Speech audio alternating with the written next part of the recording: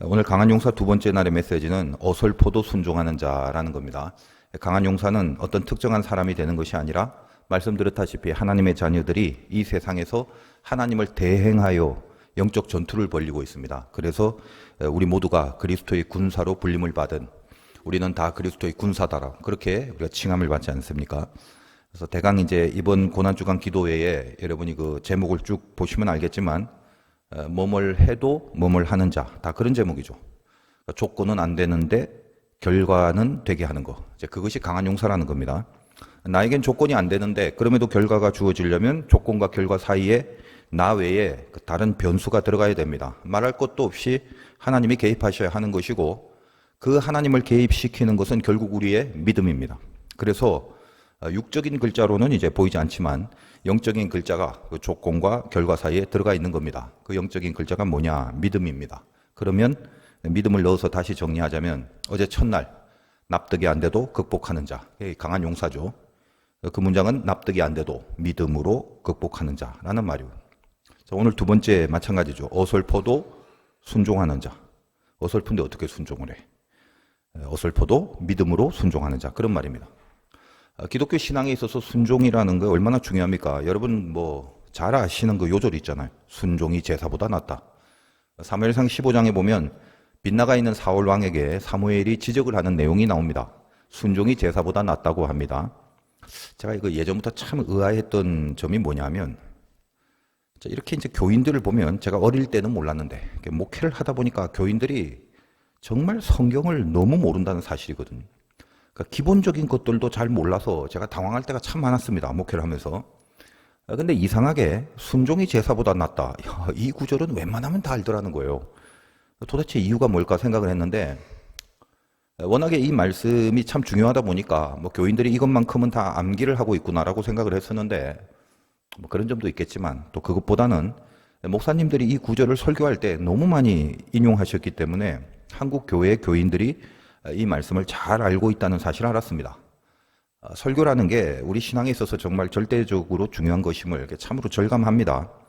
그리고 왜 목사님들이 이 구절을 그리도 많이 사용하시냐면, 뭐 다 그런 건 아닙니다만 아주 많은 부분에 있어서 목사 말을 잘 들어라, 이제 그 의도로 많이 사용을 하셨다는 사실이죠. 목사 말에 순종해라, 그거 말하려고 인용한 적이 많습니다.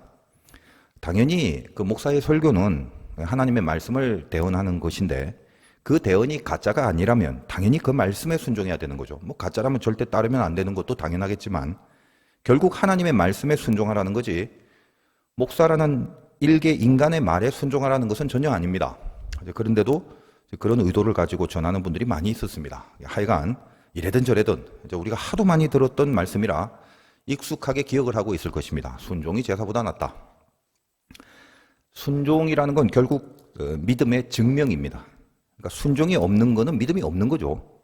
무슨 다른 핑계를 댈 이유는 하등 없습니다. 믿음은 곧 순종입니다. 그리고 순종이 곧 믿음입니다.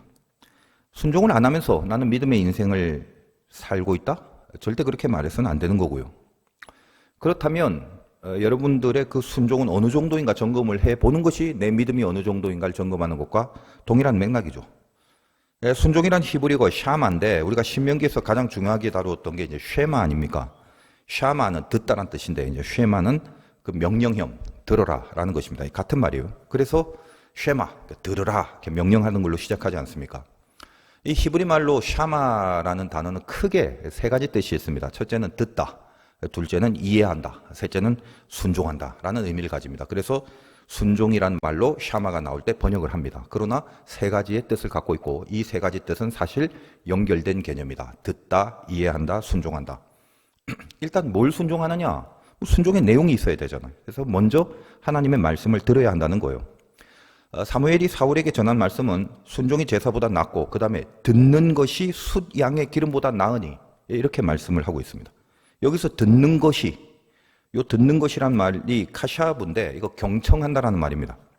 자, 영어에서는 듣다라는 단어가 크게 두 가지인데, 이제 알잖아요. 하나 hear, 또 하나는 이제 listen입니다. listen. hear, 이 듣다, 이거는 그냥 물리적인 소리가 귀에 들리는 걸 말하지만, 이게 listen은 달라요. 이게 주의를 해서 집중해서 듣는 겁니다. 하나님의 말씀이 떨어지면 순종이 될 때까지 가장 처음에 해야 될 영적인 작업은 listen, 주의해서 듣는 겁니다. 설교를 들을 때도 마찬가지죠. 그냥 뭐 옆에 사람이 뭐라고 떠드는 소리가 있어도 그 소리가 그냥 내 귀에 물리적으로 들리는 hear, 그 차원이 있는가 하면 주의해서 집중해서 그 소리를 들을 때가 있습니다. 그러면 여러분이 하나님의 소리를 hear이 아니라 이렇게 listen을 한다. 그 이유가 뭐냐면 그 소리에 반응을 하려고 준비하고 듣는 겁니다. 그러니까 성경 말씀이라든지 설교라든지 하나님의 말씀이 선포될 때 그 말씀을 listen한다는 것은 내가 그 말씀에 반응을 하려고 준비하는 마음으로 듣는 거죠. 여러분도 여기 앉아 있으면서 이 설교를 들으면서 리슨의 자세를 갖고 계시지 않습니까? 뭔가 이 말씀에 내 영혼과 내 인생과 내 믿음이 반응하려고 그렇게 준비를 하면서 듣는 거다 이 말이에요. 자, 그렇게 리슨을 하면 다 되는 게 아닙니다. 그 다음에 이제 이해를 해야 되는 거죠. 이해라는 말이 이제 understand라는 말인데 understand입니다. 그러니까 밑에 서 있다. 말씀 밑에 있게 된다. 이게 이해입니다. 그러니까 그 말씀에 내 마음에 동의를 하게 됩니다. 그 밑에서 알겠습니다. 이렇게 하는 거다 이 말이에요. 내 마음과 내 존재가 말씀 위에 있으면 이게 overstand가 되면 안 되는 거예요. understand가 돼야 되는 거예요. 여러분이 주의 깊게 들어도 듣고 나서 그냥 이렇게 다 튕겨내버릴 수 있거든요. 혹은 들었지만 내가 그 위에 올랐을 수도 있다 이 말이에요. 이거 뭐 동의가 안 되네 들어보니까 뭐 나하고 상관없네. 야 그렇게 어떻게 사냐? 그렇게 버릴 수가 있다는 겁니다. 그래서 listen이 있고 난 다음에는 그 다음엔 understand으로 가야 되는 거예요. 씨가 이렇게 떨어졌는데 주의 깊게 받은 다음에 어떻게 합니까? 그 위로 가는 게 아니라 내 속으로 삼켜드리는 거. 이걸 옥토라고 그러죠. 그 말씀을 따르겠다라는 동의가 있고 나서 드디어 자기 결단의 단계가 그 다음에 오는 거죠. 그래서 마지막에 뭐냐? 액션입니다. 액션. 듣다, 그 다음에 이해한다, 그 다음에 순종한다. 이 마지막 순종, 이게 액션이다 이 말이에요. 그걸 순종이라고 합니다. 그래서 순종이란 단어, 이게 샤만은 listen, understand, 액션의 과정을 거치게 되는데 그러면 이 액션의 과정으로 가는 여기에서 문제가 생깁니다. 리슨도 가능해요. 여러분 언더스탠도 가능하잖아. 대부분의 교인들이 또 은혜가 있다면 거의 다 여기까지는 갑니다. 주의 깊게 듣습니다. 그리고 잘 따르려는 좋은 의도를 가지고 이렇게 집중을 하잖아요. 그리고 아 맞아, 영적인 동의가 일어나고 또 그렇게 해야겠다라는 그 결단도 생깁니다. 그런데 이제 막상 이제 액션을 하려는데 이 부분에서 수많은 벽들이 놓여지게 되는 거죠. 뭐죠? 순종의 자리로 가려면, 액션이 있으려면 모종의 데미지가 있다는 것을 직감하게 됩니다. 순종이란 단어가 이미 그 단어 자체 안에 뭔가 자기를 제한하고 자기를 이렇게 쳐서 복종시키는 개념이 포함되어 있지 않습니까? 기분 좋은 순종, 상쾌한 순종, 즐거운 순종, 룰루랄라 하는 순종 이런 거 없어요. 하나님이 요구하시는 진짜 순종은 늘 어떤 데미지가 도사리고 있어요. 그 데미지를 만납니다. 분명히 있습니다. 그게. 저는 이제 글쎄 뭐 기독교 가문이 아니라서 예전에는 1년에 우리 가문에서 한 10번 정도 제사를 드린 것 같아요. 제삿날이 막 기다려지더라고요. 그러니까 뭐 먹을 것도 많고 뭐 삼촌들이 오면 막 용돈도 받고 좋았습니다. 그래서 뭐 그 향불 앞에서 잔 뭐 3번 돌리는 법, 절하는 법, 제사장 뭐 차리는 법, 지방이라고 하나요? 뭐 그 불에 태워서 막 확 날리는 뭐 이런 거. 그런 거 보고 배우면서 자랐어요.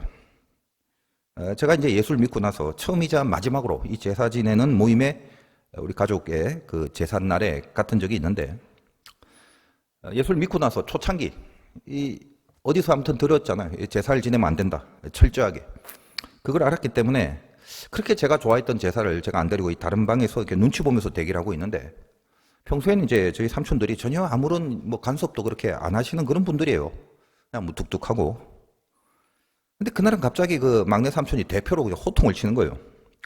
교회 다닌다고 제사를 안 지내려면 그냥 뒤에 와서 서 있기나 하지. 그것도 못하냐. 그렇게 화를 냅니다. 저는 그 삼촌이 화를 내는 경우가 처음이었어요. 나중에 알게 됐지만 이런 게 다 이제 영적인 거잖아요. 그래서 쪼려서 그 뒤에 가서 이렇게 서 있었습니다. 그날 다들 절하는데 절은 제가 차마 못하겠더라고요. 뒤에서 이제 절하는 엉덩이들만 이렇게 보면서 그 자리가 정말 싫더라고요. 그러니까 막 기분도 상하고 다치고 또 그날은 그렇게 바랬던 용돈 1푼도 없었어요. 그 이후로 한 번도 제가 이제 가족들 제사 모임에 간 적이 없습니다. 나중에 세월이 많이 지나고 제가 목사가 돼서 이제 저희 아버지 추도 예배를 산소에서 이제 집도했는데 그때 제가 예배를 드리고 삼촌들이 삥 둘러서 예배 동참을 했습니다. 예배 끝나고서 나중에 그 야단 쳤던 삼촌이 제 옆에 오더니 니는 참 연설을 잘하네 그러더라고요.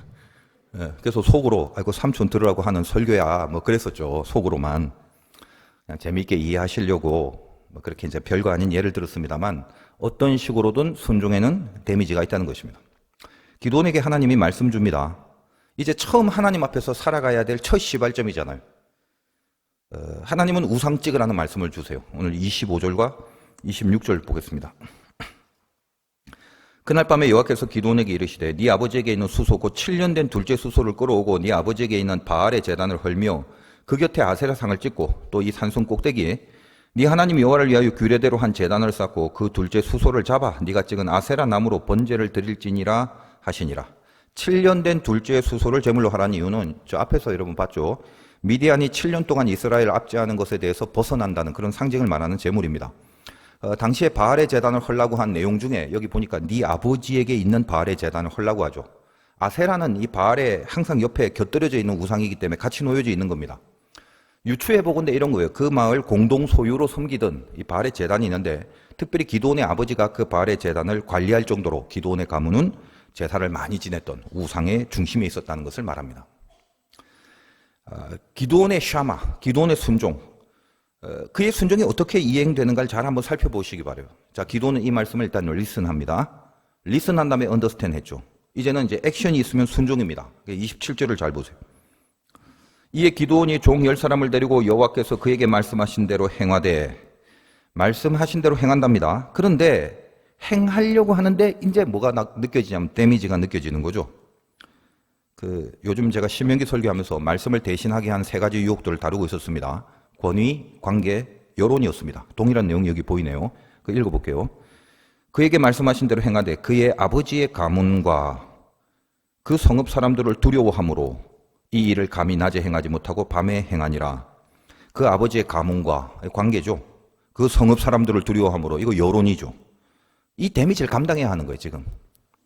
쉽지 않은 겁니다. 근데 이제 여기서 참 가슴 찡한 은혜가 있는 거죠. 그래서 그 데미지 때문에 어떻게 했나요? 순종 포기했나요? 에라이 모르겠다, 못하겠다, 난 모르겠다 그리고 그냥 말았나요? 아니죠. 이 일을 감히 낮에 행하지 못하고 밤에 행하니라. 결국 행합니다. 그러니까 결국 순종을 했다는 거예요. 폼은 좀 안 나죠. 쫄이고 두렵고. 그러니까 밤에 몰래 가서 이제 우상을 야금야금 찍어버린 겁니다. 아니 기드온과 300 용사라며 뭔 용사가 이렇게 찌질하냐 그렇게 생각하시면 안 돼요. 지금 기드온은 초창기 믿음이고 사명의 초반입니다. 물론 이제 대낮에 이렇게 막 만빨에 나팔면 다 나와라 나 은혜 받았다.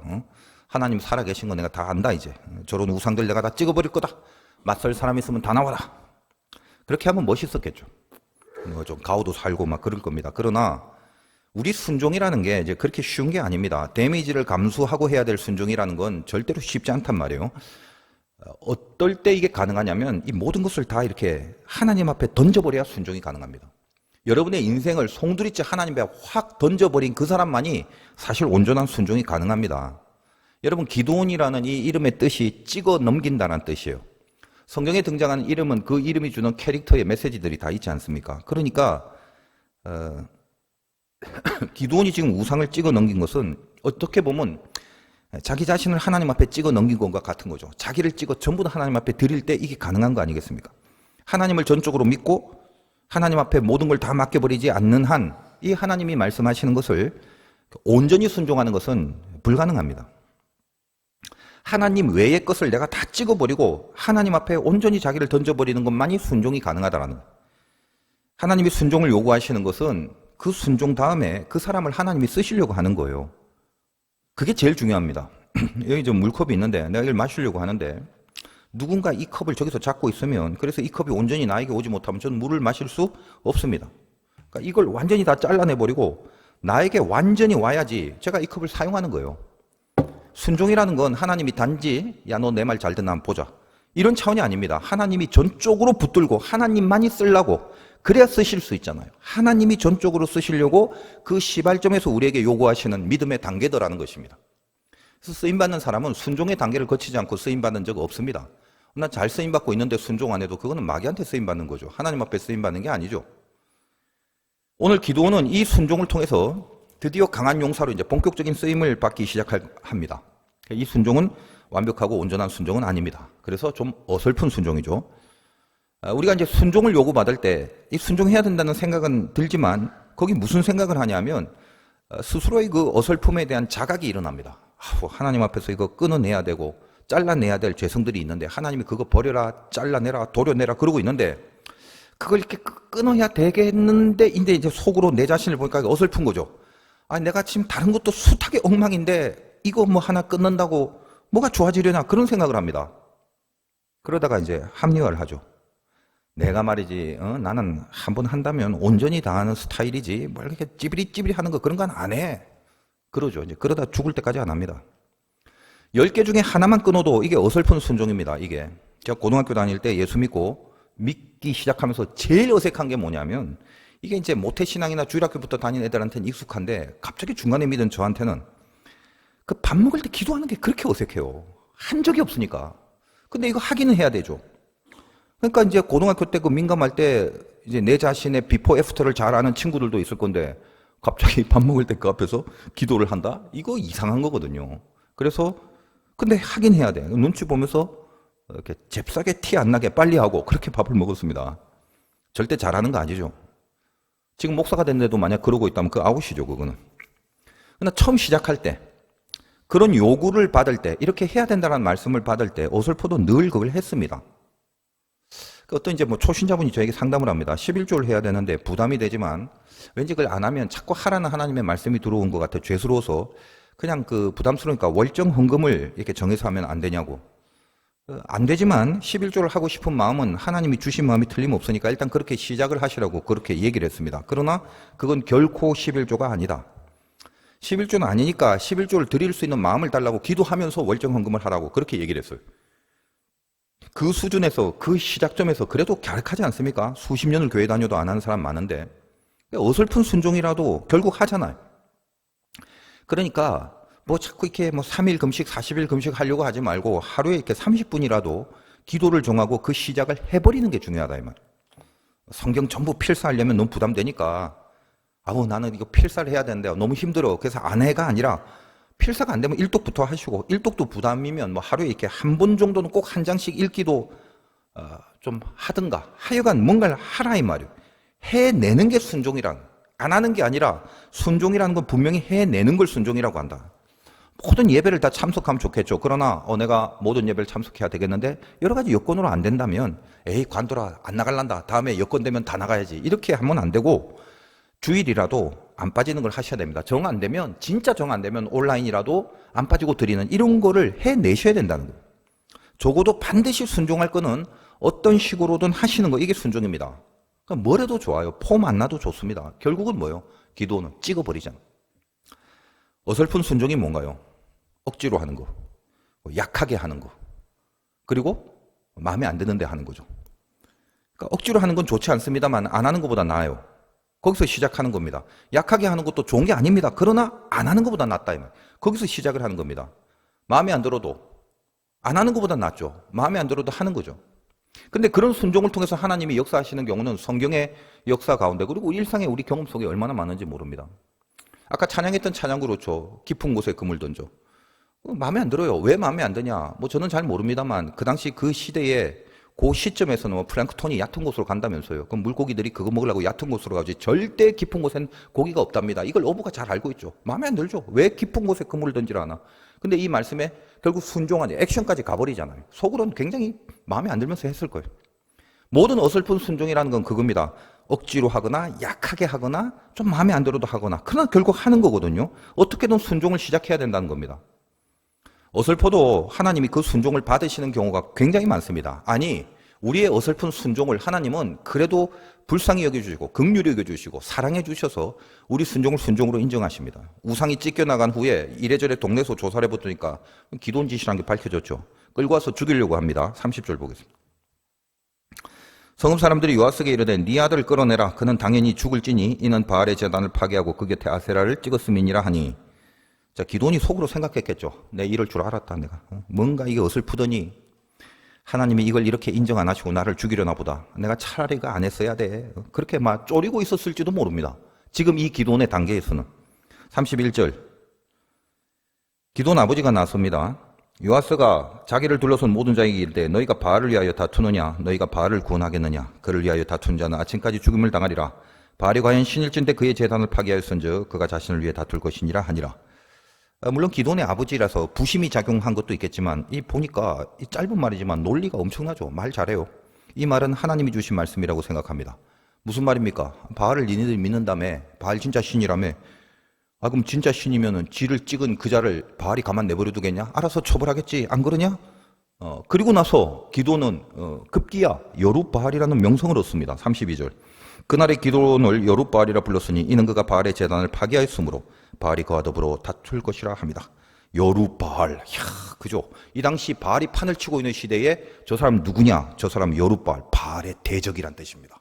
기돈이 그런 거룩한 명칭과 별명을 얻습니다. 그러니까 기돈이 자기를 보고 놀랐겠죠. 그리고 깨달음이 생겼을 겁니다. 이것 봐라. 어설퍼도 순종하니까 하나님 내 편이 되시네. 그겁니다. 여러분이 이 순종을 계속 경험해 나가야 된다 이 말이에요. 너무 화려한 플레이를 하려고 하지 말고요. 예전에 제가 학교 다닐 때 이게 막 체육 시간에 축구하면 코너킥이 딱 날라오면 이게 머릿속으로 생각하잖아요. 코너킥이 딱 오면 내가 가슴으로 탁 트래핑을 하고 내려오는 걸 논스톱으로 차서 쫙 골대를 갈라야겠다. 막 상상하고 계속 공이 날라오는데 막상 공이 엄청 빠르게 날라오는 바람에 얼떨결에 그냥 내 배를 맞고 골인을 시켜버린 거예요. 폼 안 나죠?